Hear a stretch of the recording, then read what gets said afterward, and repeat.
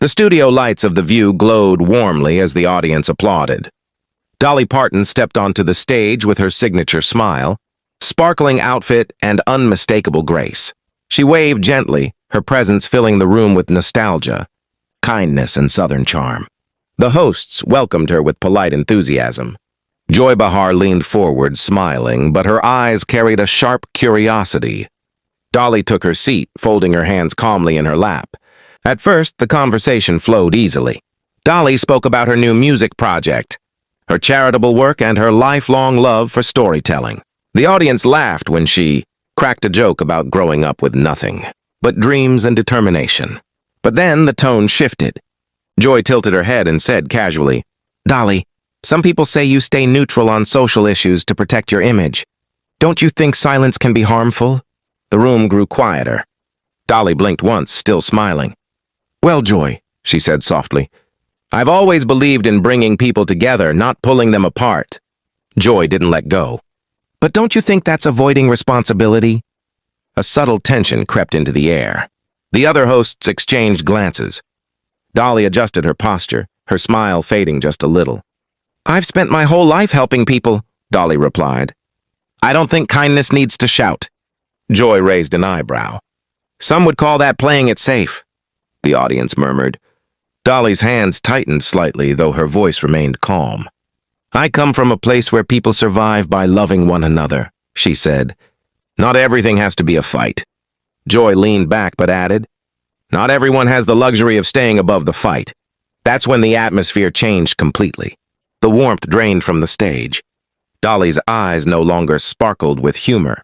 They burned with something deeper.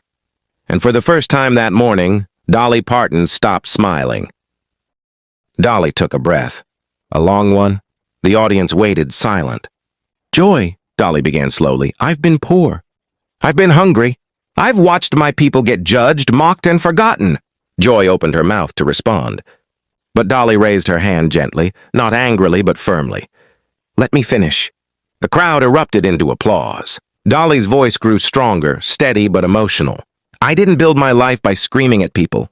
I built it by lifting them." Joy crossed her arms. "No one's saying you haven't done good, Dolly." "But you are saying it's not enough," Dolly replied sharply. That was it. The soft Southern tone gave way to steel. "I have given away millions," Dolly said. "Books to children, hope to families, dignity to people the world forgot. And I did it without asking what side they were on." The audience stood up, clapping loudly. Joy looked unsettled now. "I just think public figures should take stronger stances." Dolly leaned forward. "I take a stance every single day by choosing compassion over division." Her voice trembled, not with anger but with passion. "You don't get to tell me my way is wrong just because it's quieter." A hush fell over the room. For a moment, no one spoke. Then Dolly added, softly but unmistakably, "I didn't come here to be judged. I came here to share love." Joy looked away. The other hosts quickly tried to ease the tension, but the damage was done. The moment had already gone viral, not online yet, but in every heart in that studio. Dolly sat back, hands clasped, eyes shining. She had erupted, not with rage, but with truth. Backstage, the energy was heavy.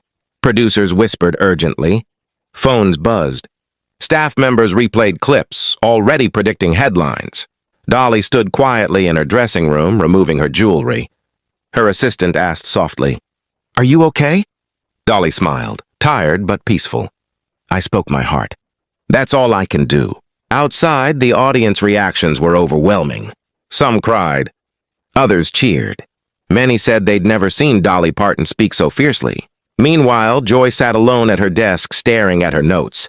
She hadn't expected that response, not from Dolly Parton, not from someone known for warmth and gentleness. Later that evening, a short clip flooded social media. Dolly Parton shuts down the View. Dolly's classy clapback. "When kindness finally roars." Millions watched, but Dolly didn't comment. Instead, the next morning, she donated quietly to another children's literacy program. No announcement. No interview.